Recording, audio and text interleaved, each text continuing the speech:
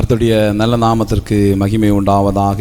நித்திய வெளிச்சம் தொலைக்காட்சியின் மூலமாக உங்களை சந்திப்பதிலே நான் கர்த்தருக்குள் மிக்க மகிழ்ச்சி அடைகிறேன். இன்றைக்கு தேவனாகிய கர்த்தர் இந்த செய்தியை கேட்டுக்கொண்டிருக்கிற ஒவ்வொருடைய வாழ்க்கையிலும் மகிமையான காரியங்களை செய்ய போகிறார். உங்களுடைய வாழ்க்கை மாறப்போகிறது, உங்களுடைய சூழ்நிலைகள் மாறப்போகிறது, நீங்கள் மகிமையான காரியங்களை பார்க்க போகிறீர்கள். எனக்கு அருமையான தேவனுடைய பிள்ளைகளே, ஒரு வேத வசனத்தை உங்களுக்கு முன்பதாக சுட்டி காட்ட விரும்புகிறேன். எரேமியாவின் புஸ்தகம் 39வது அதிகாரம். எரேமியாவின் புஸ்தகம் 39வது அதிகாரம் அதனுடைய 18வது வசனத்தை நாம் வாசித்து பார்க்கும் பொழுது ஆண்டவராகிய கர்த்தர் ஒரு அருமையான காரியத்தை இங்கே நமக்கு வெளிப்படுத்தி கொடுக்கிறான். உன்னை நிச்சயமாகவே விடுவிப்பேன், நீ பட்டயத்துக்கு இரையாவதில்லை. நீ என்னை நம்பினபடியினால் உன் பிராணன் உனக்கு கிடைத்த கொள்ளை பொருளை போல இருக்கும் என்று கர்த்தர் சொல்லுகிறார். உன்னை நிச்சயமாக விடுவிப்பேன் என்று ஆண்டவர் இந்த இடத்திலே ஒரு வாக்கு கொடுக்கிறார். இன்றைக்கு பல காரியங்களிலிருந்து நமக்கு விடுதலை அவசியமாய் காணப்படுகிறது. அடிமைதனத்திலிருந்தும், சிறையிருப்புகளிலிருந்தும், இருளின் அதிகாரங்களிலிருந்தும், ஆசீர்வாதத்தை தடுக்கிற பலவிதமான ஆவிகளிடமிருந்தும் நமக்கு விடுதலை அவசியமாய் காணப்படுகிறது. அநேக தேவ பிள்ளைகள் இப்படிப்பட்ட காரியங்களே சிக்கி தவிப்பதை இந்த கடைசி காலத்திலே பார்க்க முடிகிறது. ஏதோ ஒரு விதத்தில் அவர்கள் ஏதோ ஒன்றில் சிக்கி தங்களுடைய ஆசீர்வாதங்களை இழந்தவர்களாய், சந்தோஷங்களை இழந்தவர்களாய், மகிழ்ச்சியாய் இழந்தவர்களாய் இருப்பதை தான் பார்க்க முடிகிறது. அப்படிப்பட்ட நிலைமையிலே யாராவது நீங்கள் பார்த்து கொண்டிருந்தால் இன்றைக்கு ஆண்டவராகிய கர்த்தர் உங்களுக்கு ஒரு விடுதலையை தரப்போகிறார். விசேஷமாக ஆசீர்வாதங்களை தடுக்கிற பல ஆவிகள் இருக்கிறது. அவைகள் ஒன்றை குறித்து உங்களோடு கூட நான் இன்றைக்கு பகிர்ந்து கொள்ளும்படியாக இருக்கிறேன். அதுதான் பார்வோனுடைய ஆவி. பார்வோன் என்றால் சூரியன் என்று அர்த்தம் கொள்ளுகிற பெயர் கொடுக்கப்பட்டிருக்கிறது. இந்த ஆவி மிகவும் சக்தி வாய்ந்த, பலம் வாய்ந்த ஒரு ஆவியாக காணப்படுகிறது. பார்வோன் என்பது ஒரு மனிதனுடைய பெயர் அல்ல, அது எகிப்தின் ராஜாக்களுக்கு கொடுக்கப்பட்ட ராஜரீக பட்ட பெயர். அதுபோல தான் ஆவிகளிலே முதன்மையாக இந்த பார்வோனுடைய ஆவி என்கிற ஆவி இருக்கிறது. இது அநேக மனிதர்களை அடிமைப்படுத்தி அவர்களுடைய ஆசீர்வாதங்களை தடுத்து அவர்களை வேதனைப்படுத்துகிற ஒரு பொல்லாத ஆவியாக காணப்படுகிறது. அந்த ஆவியை குறித்து நான் உங்களோடு கூட இன்றைக்கு பகிர்ந்து கொள்ள விரும்புகிறேன். அன்றைக்கு இஸ்ரவேல் ஜனங்கள் 430 வருடமாக இந்த பார்வோன் என்கிற அந்த ராஜாவுக்கு அடிமைப்பட்டு கிடந்தார்கள். ஒரு ராஜா இல்லை, பல ராஜாக்கள். எகிப்தை ஆண்ட எல்லா ராஜாக்களையும் பார்வோன் என்று தான் அழைப்பார்கள். அப்படிப்பட்ட பார்வோன்களுக்கு அடிமைப்பட்டு தங்களுடைய வாழ்க்கையை இழந்து போன நிலைமையிலே ஒரு கூட்டம் இஸ்ரவேல் ஜனங்கள் இருந்தார்கள். அப்படிப்பட்ட இஸ்ரவேல் ஜனங்களை ஆண்டவர் தம்முடைய தாசனாகிய மோசே மூலமாய் விடுவித்ததை யாத்திரையாகம புஸ்தகத்திலே தெளிவாய் பார்க்க முடிகிறது. அன்றைக்கு எப்படி இஸ்ரவேல் ஜனங்கள் பார்வோனுக்கு அடிமைப்பட்டு கிடந்தார்களோ அதே போல தான் இன்றைக்கு அநேக கிறிஸ்தவர்கள் இந்த பார்வோனுடைய ஆவிகளுக்கு அடிமைப்பட்டு கிடக்கிறார்கள். இந்த பார்வோனுடைய ஆவிகளுடைய செயல்பாடுகள் எவ்விதமாக இருக்கும் என்று சொல்லி சில காரியங்களை பார்க்க போகிறோம். ஆதியாகமம் 12வது அதிகாரம். ஆதியாகமம் 12ஆம் அதிகாரம் 15வது வசனம் 16வது வசனங்களை நீங்கள் வாசித்து பார்க்கும்போது அங்கே ஒரு காரியம் தெளிவுபடுத்தப்படுகிறது. நான் வாசிக்கிறேன், கவனித்துக் கொள்ளுங்கள். பார்வோனுடைய பிரபுக்களும் அவளை கண்டு பார்வோனுக்கு முன்பாக அவளை புகழ்ந்தார்கள். அப்பொழுது அந்த ஸ்திரீ பார்வோனுடைய அரண்மனைக்கு கொண்டு போகப்பட்டாள். அவள் நிமித்தம் அவன் ஆபிரகாமுக்கு தயை பாராட்டினான். அவனுக்கு ஆடு மாடுகளும் கழுதைகளும் வேலைக்காரரும் வேலைக்காரிகளும் கோழிகை கழுதைகளும் ஒட்டகங்களும் கிடைத்தது. ஆபிரகாமுடைய மனைவியாகிய சாராளி நிமித்தம் கர்த்தர் பார்வோனையும் அவன் வீட்டையும் மகா வாதையினால் வாதித்தார் என்று சொல்லப்பட்டிருக்கிறது. இங்கே ஒரு சம்பவம் வருகிறதை நாம் கவனிக்க முடிகிறது. கானானிலே பஞ்சம் வந்த நிமித்தமாக ஆபிரகாம் தன் மனைவியோடும் தன்னுடைய படைவாரங்களோடும் அவன் கானானிலிருந்து எகிப்துக்கு போகிறான். போகும்போது அங்குள்ள அந்த பார்வோனுடைய வேலைக்காரர்கள் அவளை கவனிக்கிறார்கள். அவள் மிகவும் அழகுள்ள ஸ்திரியா இருந்தபடியினாலே அவளை குறித்து பார்வோனுக்கு முன்பாக புகழ்ந்தார்கள். அவர்கள் விசாரித்த போது ஏற்கனவே ஆபிரகாம் தன் மனைவியாகிய சாராய் இடத்திலே நீ என் சகோதரி என்று சொல்ல வேண்டும் என்று சொல்லி இருந்தான். அதுபோலவே அவளிடத்தில் கேட்டவர்களிடத்தில் எல்லாம் அவள் சொன்னாள், ஏனென்றால் அவர் என்னுடைய சகோதரன், நான் அவருடைய சகோதரி என்று சொல்லியிருந்தபடினாலே, இப்பொழுது பார்வோனுடைய வேலைக்காரர்கள் அவருடைய அழகை புகழ்ந்தபடியினாலே சாராயை பார்வோன் சொன்ன பிரகாரமாய் அவள் அரண்மனைக்கு அழைத்து செல்லப்படுகிறாள். அவள் நிமித்தமாக ஆபிரகாமுக்கு பார்வோன் நிறைய ஆசீர்வாதங்களை கொடுக்கிறான். ஆடு மாடுகளையும் கோழிகை கழுதைகளையும் வேலைக்காரர்களையும் வேலைக்காரிகளையும் கொடுத்தான். அவனுக்கு நிறைய ஆசீர்வாதங்கள் வந்தது. கொஞ்சம் நீங்கள் கவனித்து பாருங்கள், கொஞ்சம் கவனித்து பாருங்கள். எல்லா விதமான ஆசீர்வாதங்களையும் ஆபிரகாமுக்கு கொடுத்த பார்வோன் அவனுடைய வாழ்க்கை துணையை கவர்ந்து கொண்டான், அவனுடைய வாழ்க்கை துணையை எடுத்துக்கொண்டான். இதுதான் பார்வோன் ஆவியுடைய மோசமான ஒரு செயல். நீங்க கேட்கிற எல்லாவற்றையும் அவன் கொடுப்பான், எல்லா விதமான ஆசீர்வாதங்கள் உங்களுக்கு கிடைக்கும். ஆனால் உங்கள் வாழ்க்கையை அவன் பறித்து கொள்வான். அந்த அளவுக்கு மோசமானது இந்த பார்வோனுடைய ஆவி. இன்றைக்கு அநேகர் இப்படித்தான் ஆசீர்வாதங்களின் பின்னே ஓடி தங்கள் வாழ்க்கையை இழந்து போகிறார்கள், தங்களுடைய எதிர்காலத்தை இழந்து போகிறார்கள், தங்களுடைய சந்தோஷத்தை இழந்து போகிறவர்களாய் காணப்படுகிறார்கள். இது நமக்கு ஒரு எச்சரிக்கையாய் கொடுக்கப்படுகிறது. பார்வோனுடைய ஆவியுடைய முதல் செயல்பாடு, கேட்கிற எல்லாவற்றையும் கொடுப்பான், கேளாதவற்றையும் கொடுப்பான், ஆனால் நம்முடைய வாழ்க்கையை அவன் எடுத்துக்கொள்வான். இரண்டாவதாக இந்த பார்வோனுடைய ஆவியுடைய செயல்பாட்டை குறித்து யாத்திரையாகமம் 1வது அதிகாரம் 10வது வசனத்திலே அங்கே தெளிவாய் சுட்டி காட்டப்பட்டிருக்கிறது.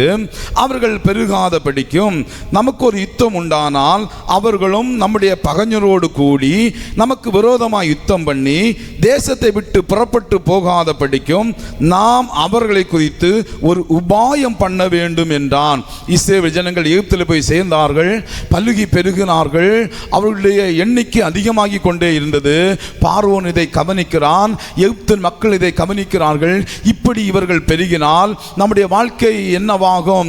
இவர்கள் ஒருவேளை சத்துருக்களோடு சேர்ந்து நம்மை வீழ்த்தி இவர்கள் ஆட்சியை பிடித்துக் கொள்வார்களோ என்கிற பயம் பார்வோனுக்கு இருந்தது.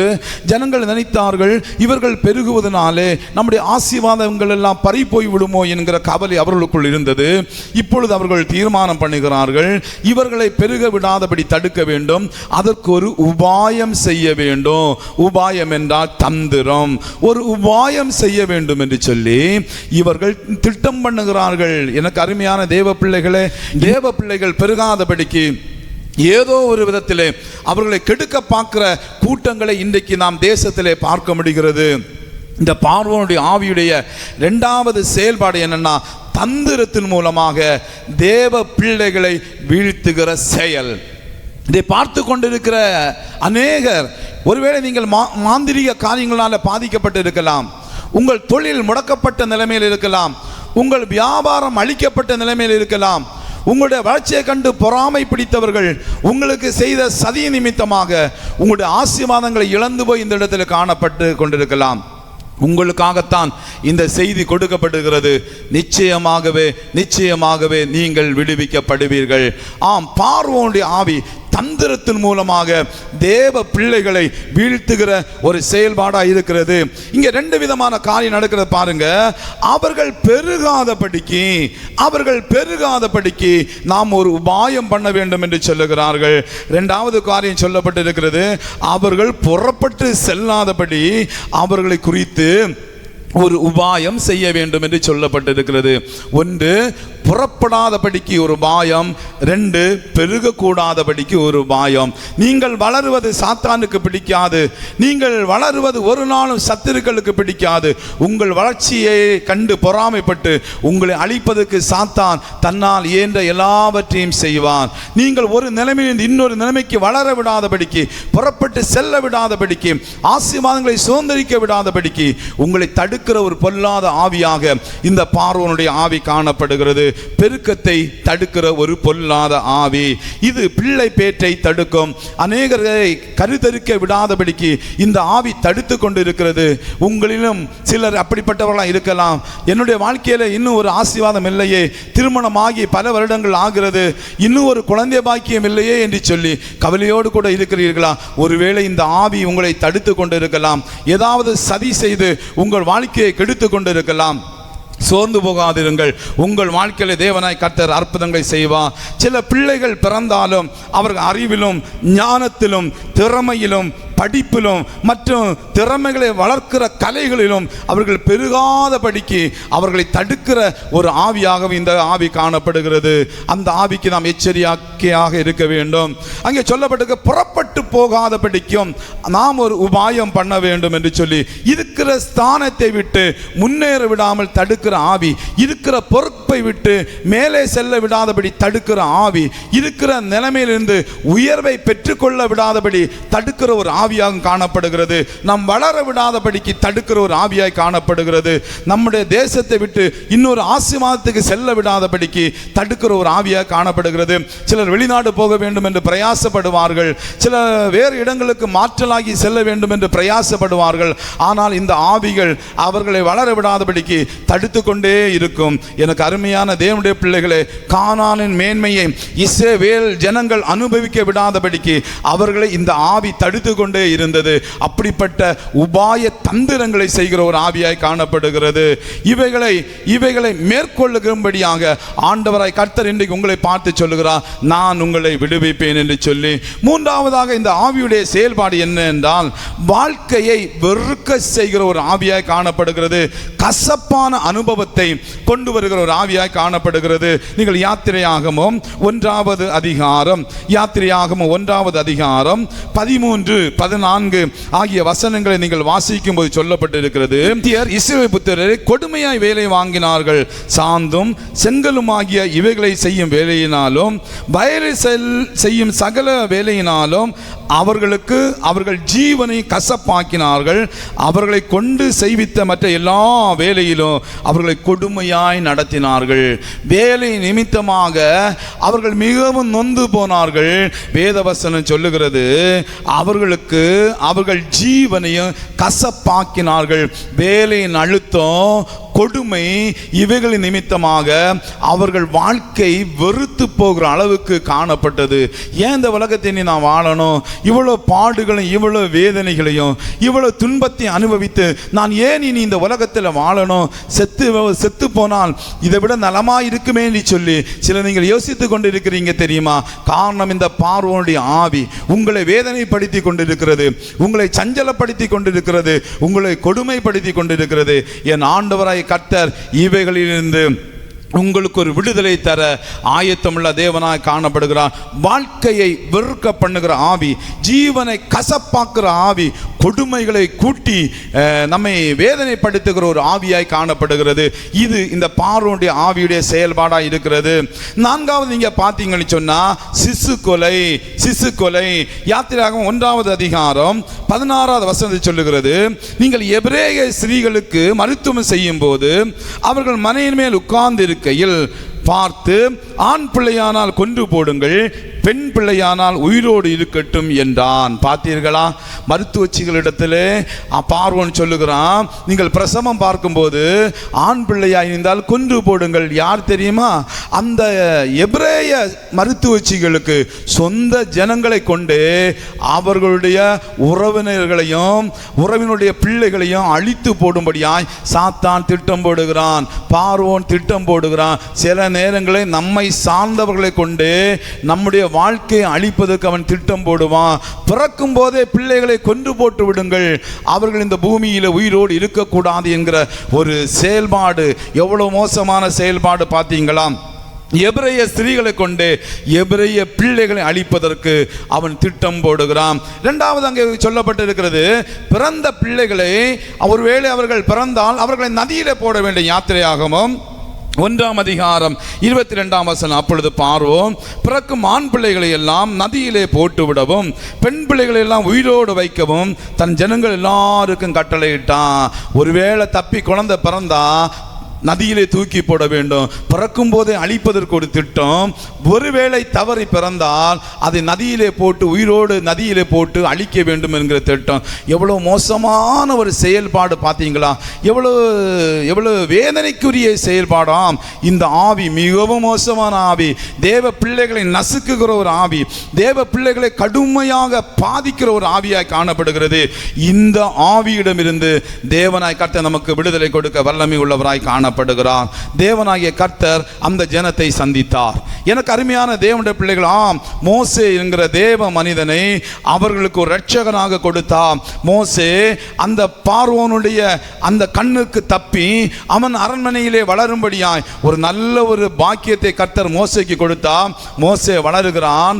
மோசே வளர்ந்த போது அந்த மோசேயை கொண்டு இஸ்ரவேல் ஜனங்களை மீட்கும்படியான திட்டத்தை ஆண்டவர் ஏற்படுத்துகிறார். ஆம், மோசே அவன் 80வது வயதில் இருக்கும்போது சூழ்நிலை நிமித்தமாக அவன் வனாந்தரத்தில் இப்பொழுது ஆடுகளை மேய்த்து கொண்டிருக்கிறான். ஒரு நாள் ஆண்டவர் அவனை சந்திக்கிறார். அவனை சந்தித்து சொல்லுகிறார், நீ பார்வோனிடத்தில் போய் என் ஜனத்தை ஆராதனை செய்ய போகவிடு என்று சொல்லி அவனிடத்தில் சொல்லு என்று சொல்லுகிறார். யாத்திரையாகமம் 5வது அதிகாரம் 1, 2 ஆகிய வசனங்களிலே நாம் வாசிக்க முடிகிறது. பின்பு மோசேயும் ஆரோனும் பார்வோனிடத்தில் போய், இஸ்ரவேலின் தேவனாய் கர்த்தர் வனாந்தரத்தில் எனக்கு பண்டிகையை கொண்டாடும்படி என் ஜனங்களை போக விட வேண்டும் என்று சொல்லுகிறார் என்றார்கள். அதற்கு பார்வோன், நான் இஸ்ரவேலை போகவிட கர்த்தரின் வார்த்தையை கேட்கிறதுக்கு அவர் யார்? நான் கர்த்தரை அறியேன், நான் இஸ்ரவேலை போக விடுவதில்லை என்றான். பார்வோனுடைய அந்த செயல்பாட்டை கொஞ்சம் பாருங்க. செய்தி வருகிறது, தேவனிடமிருந்து செய்தி மோசே ஆரோன் மூலமாக பார்வோனுக்கு வருகிறது. அதை கேட்கிற நிலைமையில பார்வோன் இல்லை. என்ன செய்தான் தெரியுமா? இந்த செய்தி வந்த பிற்பாடு நீங்கள் 5வது அதிகாரம் 4வது வசனத்தில் வாசிக்கும் போது சொல்லப்பட்டிருக்கிறது, ஜனங்களை வேலைகளை விட்டு நீங்க கலைய பண்ணுகிறது என்ன அப்படி என்று சொல்லி மோசேக்கும் ஆரோனுக்கு விரோதமாக பேசுகிறான். 5வது வசனத்திலே நாம் வாசிக்க முடிகிறது, அவர்கள் சுமை சுமக்கிறது விட்டு நீங்கள் ஓய்ந்திருக்கும்படி பண்ணுகிறீங்க அப்படின்னு சொல்லிவிட்டு என்ன பண்றாங்க தெரியுமா? இனி அந்த ஜனங்களுக்கு மூலத்தனம் கொடுக்க கூடாது, அவர்கள் சோம்பலா இருக்கிறார்கள், முன்னிலும் அதிகமாக வேலை வாங்குங்கள், அவர்கள் கஷ்டப்படட்டும், வீண் வார்த்தைகளுக்கு செவி கொடுக்க விடாதிருங்கள் என்று சொல்லி தன்னுடைய பணியாளர்களுக்கு அவன் கட்டளையிட்டு இஸ்ரவேல் ஜனங்கள் இப்பொழுது மிகவும் கொடுமைப்படுத்தப்படுகிறார்கள். கர்த்தரை ஆராதிக்க வேண்டும் என்று விரும்புகிறார்கள், ஆனால் வேதனை அதிகமாகிறது. கர்த்தரை ஆராதிக்க வேண்டும் என்று விரும்புகிறார்கள், இப்பொழுது கொடுமை அதிகமாகிறது. உங்களுக்கு அப்படித்தானே? இனி ஆண்டவரை தொழுது கொள்ள வேண்டும், கர்த்தருக்கு முக்கியத்துவம் கொடுக்க வேண்டும், அவரை ஆராதிக்க வேண்டும் என்று நீங்கள் பிரயாசப்படும் போது உங்களுக்கு வேலை அதிகமாகிறது அல்லவா? வேலை பழுக்கள் அதிகமாகிறது அல்லவா? ஆம், பார்வோனுடைய ஆவி உங்களை வேதனைப்படுத்துகிறது. அந்த ஆவியை துரத்தாத வரையிலும் நீங்கள் ஆவியோடும் உண்மையோடும் கர்த்தருக்கு ஆராதனை செய்ய முடியாது. பாருங்க, இப்ப ஆராதனை குறித்து பார்வோன் ஒரு விளக்கத்தை கொடுக்கிறான். என்ன விளக்கம் தெரியுமா? 5வது அதிகாரம் அதனுடைய 17வது வசனம் சொல்லுகிறது, அதற்கு அவன், நீங்கள் சோம்பலாயிருக்கிறீர்கள், அதனால் தான் போக வேண்டும், கர்த்தருக்கு பலியிட வேண்டும் என்று சொல்லுகிறீர்கள். பார்த்தீங்களா? அவன் சொல்லுகிறான், நீங்க சோம்பலாயிருக்கிறீங்க. ஆராதிப்பது என்பது சோம்பல் அறிகுறி. உங்க உழைப்பை விட்டுட்டு ஆண்டவரை தேடினால் ஒரு பிரயோஜனம் கிடையாது என்று சொல்லி அவன் ஆராதனைக்கு ஒரு அர்த்தம் கொடுக்கிறான். அந்த அளவுக்கு நம்முடைய ஆராதனையுடைய திட்டத்தை மாற்றி போடுகிற ஆவி இந்த ஆவி. விடுதலை என்பது சாதாரண விஷயம் அல்ல தேவனுடைய பிள்ளைகளே. பிசாசு தன்னால் இயன்றதை செய்ய பார்ப்பான். அவன் கடின இருதயம் உள்ளவன், மோசமானவன். உங்களை விடுதலையோடு ஆராதிக்க விடாதபடி, அடிமை தினத்திலிருந்து புறப்பட விடாதபடிக்கு உங்களுக்கு என்னெல்லாம் வேதனை கொடுக்க முடியுமோ எல்லா வேதனையும் கொடுக்கிற ஒரு பொல்லாத ஆவியாக்கும் இந்த பார்வோனுடைய ஆவி. பார்வோனுடைய ஆவி கடுமையானதும் கொடுமையானதுமா இருக்கும். எப்படி சொல்லுகிறேன் என்றால், 9 வாதைகளை கர்த்தர் அனுப்புகிறார். அந்த 9 வாதை வந்த பிற்பாடு கூட அந்த ஜனத்தை விடுவதற்கு அவனுக்கு மனசு வரவே இல்லை. திரும்ப அவனுடைய இருதயம் கடினப்பட்டு கொண்டே இருந்தது. அவன் சொல்லுவான், நான் விட்டு விடுகிறேன், ஆசை காட்டுறான், நான் விட்டு விடுகிறேன், இந்த வாதை தீர்ந்த உடனே நான் விட்டு விடுகிறேன் என்று சொல்லி ஆசை காட்டுவான். அந்த வாதை முடிந்தவுடனே திரும்பவும் அவனுடைய இருதயம் கடினமாகும். அவன் இஸ்ரவேல் ஜனங்களை கொடுமையாய் நடத்துவான். எனக்கு அருமை தேவ பிள்ளைகள், இதுதான் அவருடைய வாழ்க்கையில் திரும்ப வந்து கொண்டே இருந்தது. 9 வாதை வந்த போதும் அவன் சொல்லுகிறான், இந்த வாதை முடிந்தவுடனே நான் உங்களை விட்டு விடுகிறேன். ஆனால் வாதை முடிந்தவுடனே திரும்பவும் ஜனங்களை கஷ்டப்படுத்த ஆரம்பித்தான். உங்க வாழ்க்கையிலும் அப்படித்தானே? திரும்ப ஏதோ ஒன்று உங்களை தாக்கி கொண்டிருக்கிறதா? உங்களை வேதனைப்படுத்தி கொண்டிருக்கிறதா? நான் முன்னேற வேண்டும் என்று பார்க்கிறேன், இந்த அடிமை தனத்திலிருந்து வெளியே வர வேண்டும் என்று பார்க்கிறேன், இந்த கஷ்டத்திலிருந்து வெளியே வர வேண்டும் என்று பார்க்கிறேன். முடிந்தது போல தான் இருக்கிறதா? ஆனால் திரும்பவும் ஒரு புதிய பிரச்சனை, திரும்பவும் ஒரு வேதனை என்று கலங்கி போய் கொண்டிருக்கிறீர்களா? உங்களுக்கு என் ஆண்டவராய் கர்த்தர் விடுதலை தர விரும்புகிறார். எவ்வளவு கொடுமையா இருந்தாலும் ஆட்டுக்குட்டியானுடைய இரத்தத்துக்கு முன்பதாகவும் சாட்சியின் வசனத்துக்கு முன்பதாகவும் இந்த ஆவிகளால் நிற்கவே முடியாது. வெளிப்படுத்தின விசேஷம் 12வது அதிகாரம், வெளிப்படுத்தின விசேஷம் 12வது அதிகாரம் 11வது வசனம் சொல்லுகிறது, மரணம் நேரிடுகிறதா இருந்தாலும் அதற்கு தப்பும்படி தங்கள் ஜீவனையும் பாராமல் ஆட்டுக்குட்டியின் இரத்தத்தினாலும் தங்கள் சாட்சியின் வசனத்தினாலும் அவனை ஜெயித்தார்கள். தேவ பிள்ளைகளுக்கு சில அதிகாரங்களை, சில வல்லமைகளை ஆண்டவரை கர்த்தர் கொடுத்திருக்கிறார். அதை பயன்படுத்தி இந்த பிசாசுடைய கிரியைகளை நாம் மேற்கொள்ள வேண்டும். ஆம், ஆவிகளை கட்டுகிற ஒரு அதிகாரம். உடனே நீங்கள் நினைக்கலாம், ஆவிகளை கட்ட முடியுமா என்று சொல்லி. ஆவிகளை கட்டுவது என்பது ஆவியுடைய கிரியைகளை கட்டுவது, சாத்தானுடைய கிரியைகளை கட்டுகிற அனுபவம், அவனுடைய கிரியைகளை கட்டுகிற அனுபவத்தை தேவனாய் கர்த்தர் நமக்கு கொடுக்கிறார். அந்த அதிகாரத்தை தேவனாய் கர்த்தர் நமக்கு கொடுக்கிறார். கட்டவிழ்த்தல், ஆம், நம்மை கட்டி வைத்திருக்கிற கட்டுகளிலிருந்து கட்டவிழ்க்கிற ஒரு அதிகாரத்தை ஆண்டவர் கொடுத்திருக்கிறார். அதே போல ஆசீர்வதிக்கிற ஒரு அதிகாரத்தை கொடுத்திருக்கிறார். நமக்கு எதிராய் செயல்படுகிற சூழ்நிலைகளை சபிக்கிற அதிகாரத்தை கொடுத்திருக்கிறார். நம்மை சுற்றிலும் இருக்கிற எல்லாவற்றையும் வேலி அடைக்கிற ஒரு அதிகாரத்தை கொடுத்திருக்கிறார். இதை நாம் பயன்படுத்த வேண்டும். ஏன் வேலி அடைக்க வேண்டும் என்றால், பெற்ற விடுதலை அனுபவிக்க விடாதபடி பின்னாடி சில நேரங்களில் அவன் தாக்குவதற்கு பிரயாசப்படுவான். அவன் குறிப்பிட்ட தூரம் வரையும் துரத்தி கொண்டே வருவான்.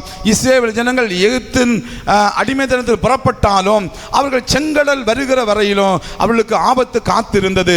ஆனால் செங்கடலின் அருகிலே ஆண்டவர் ஒரு மாபெரும் ரட்சிப்பை கட்டளையிட்டார். அவர்களை துரத்தி வந்த ஆவிகளை செங்கடலிலே கவிழ்த்து போட்டார். சில நேரங்களில் செங்கடல் வரையிலும் சில பிரச்சனைகள் தொடர்ந்து வரும். ஆனால் அது ஒரு முடிவாய் மாறும், நமக்கு ஒரு வெற்றி கிடைக்கும். இன்றைக்கு உங்களை தாக்கி கொண்டிருக்கிற இந்த பார்வோனுடைய ஆவியை மேற்கொள்கிற அதிகாரத்தை ஆண்டவர் உங்களுக்கு கொடுத்துகிறார். சர்ப்பங்களின் தேள்களை மிதிக்கவும் சத்துடைய சகல வல்லமையை மேற்கொள்ளவும் உங்களுக்கு அதிகாரம் கொடுக்கிறேன். ஒன்றும் உங்களை சேதப்படுத்துவதில்லை என்று வாக்கு கொடுத்த அந்த ஆண்டவராக இயேசு கிறிஸ்துவின் நாமத்தினாலும் ஆட்டுக்குட்டியான இரத்தத்தினாலும் சாட்சியின் வசனத்தினாலும் அவனை மேற்கொள்ளுங்கள்.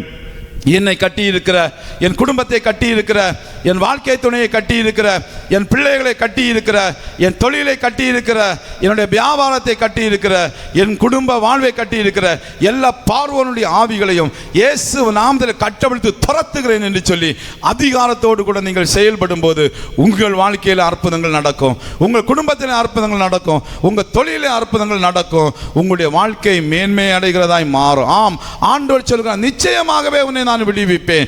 ஆசீர்வாதத்தை தடுத்து கொண்டிருக்கிற, நன்மையை தடுத்து கொண்டிருக்கிற இந்த பார்வோனுடைய ஆவியிலிருந்து உங்களுக்கு நான் விடுதலை தருவேன் என்று ஆண்டவர் வாக்கு கொடுக்கிறார். உங்களை கஷ்டப்படுத்தி கொண்டிருக்கிற, உங்களை வேதனைப்படுத்தி கொண்டிருக்கிற இந்த பார்வோனுடைய ஆவியிலிருந்து நிச்சயமாக கர்த்தர் உங்களுக்கு விடுதலையை தரப்போகிறார். நான் உங்களுக்காக ஜெபிக்க போகிறேன். ஜெபம் செய்வோம். எங்களை நேசிக்கிற நல்ல தகப்பனே, இந்த நல்ல நேரத்துக்காக உமக்கு நன்றி செலுத்துகிறோம். நீர் கொடுத்த நல்ல வார்த்தைகளுக்காக உமக்கு நன்றி ஆண்டவரே. நிச்சயமாகவே உன்னை விடுவிப்பேன் என்று சொன்னீரே. இந்த செய்தியை கேட்டுக்கொண்டிருந்த தேவ பிள்ளைகள் யாராவது கட்டப்பட்ட நிலைமையிலே அடிமை தனத்துக்குள்ளாலே இந்த பார்வோனுடைய ஆவியினுடைய கட்டுப்பாட்டுக்குள் இருந்தான், இப்பொழுது ஒரு விடுதலை இயேசு கிறிஸ்துவுடைய நாமத்தினாலே இவர்களுக்கு உண்டாவதாக என்று சொல்லி இயேசு நாமத்தில் நான் ஜெபிக்கிறேன் ஆண்டவரே. எல்லா கட்டுகளும் கலந்து போவதாக. குடும்ப வாழ்க்கையில, தனிப்பட்ட வாழ்க்கையில காணப்படுகிற சகல கட்டுகளும் இயேசு நாமத்தில் உடைந்து போகட்டும் என்று சொல்லி ஜெபிக்கிறேன். வியாபாரத்திலே, தொழிலிலே, குடும்ப வாழ்க்கையில காணப்படுகிற சகல கட்டுகளும் இயேசு நாமத்தில் இப்பொழுது மாறி போவதாக. இயேசு நாமத்தினாலே, இயேசு நாமத்தில் விடுதலை கட்டளையிடுகிறேன். இப்பொழுது அவர்கள் உணர்ந்து கொள்வார்களாக. கைகளிலே, கால்களிலே, சரீரத்தில், இருதயத்தில், சிந்தனையில் காணப்பட்ட எல்லா கட்டுகளும் இயேசு நாமத்தில் கலந்து போகட்டும். இயேசு நாமத்தினாலே அற்புத விடுதலை இவர்களுக்கு உண்டாவதாக என்று சொல்லி ஜெபிக்கிறேன் ஆண்டவரே. பாரத்தோடு, கவலையோடு, கண்ணீரோடு என் வாழ்க்கையில் ஒரு முன்னேற்றம் இல்லையே, ஒரு ஆசீர்வாதம் இல்லையே என்று சொல்லி சோர்ந்து போயிருக்கிற ஒவ்வொரு உள்ளங்களையும் என் ஆண்டவரை கர்த்தர் திடப்படுத்த வேண்டும் என்று சொல்லி இந்த ஜெபிக்கிறேன் ஆண்டவரே. எவ்வளவோ முயன்றும் என்னுடைய காரியத்தில் ஒரு உயர்வு இல்லையே, எனக்கு ஒரு பதவி உயர்வு கிடைக்கவில்லை என்று சொல்லி வருத்தத்தோடு, எனக்கு சம்பள உயர்வு கிடைக்கவில்லையே என்று சொல்லுகிற கலக்கத்தோடு இருக்கிற ஒவ்வொருடைய வாழ்க்கையிலும் என் ஆண்டவர் அற்புதங்களை செய்ய வேண்டும் என்று சொல்லி ஜெபிக்கிறோம். வேலை பளுவை அதிகப்படுத்தி ஆனால் சம்பளம் இல்லாதபடிக்கு வேலை வாங்குகிற எல்லா கொடுமையான ஆவிகளிடமிருந்து ஒரு விடுதலை இவர்களுக்கு உண்டாகட்டும் என்று சொல்லி ஜெபிக்கிறேன் அப்பா. சந்தோஷம், சமாதானம், நிறைவு, ஆசீர்வாதம் இயேசு நாமத்தினால் ஒவ்வொரு குடும்பங்களுக்கும் பரிபூரணமாய் உண்டாகட்டும் என்று சொல்லி ஜெபிக்கிறோம். ஜெபிக்கிறோம். தங்கள் வீடுகளில் இருந்து இதை கவனித்து கொண்டிருக்கிற ஒவ்வொருடைய வாழ்க்கையிலும் ஒரு அற்புதங்கள் நடக்கட்டும். அவர்கள் இருக்கிற அறையில் ஒரு தேவ பிரசன்னம் அவர்களை மூடுவதாக, ஒரு மகிமை அவர்கள் உணர்ந்து கொள்ளும்படியாக, ஒரு விடுதலை உணர்ந்து கொள்ளும்படியாக தேவனாய் கர்த்தர் கிருபை செய்ய வேண்டும் என்று சொல்லி ஜெபிக்கிறோம். தொடர்ந்து ஆசீர்வதிங்க. நித்திய வெளிச்சம் தொலைக்காட்சியும் கர்த்தர் ஆசீர்வதிப்பீராக. நடத்துகிற ஊழியர்களோடும் உதவியாக இருந்து செயல்படுகிற ஒவ்வொரு சகோதர சகோதரிகளோடும் உமது கிருபையும் கரம் தங்கி இருக்கட்டும் என்று சொல்லி ஜெபிக்கிறோம்ப்பா. அநேகர் இதை பார்த்து பயனடைய தேவனாகிய கர்த்தர் கிருபை செய்யுங்க. நீங்க பொறுப்படுத்திக் கொள்ளுங்க. இயேசுவின் நாமத்தில் ஜெபிக்கிறேன் நல்ல பிதாவே. ஆமென், ஆமென்.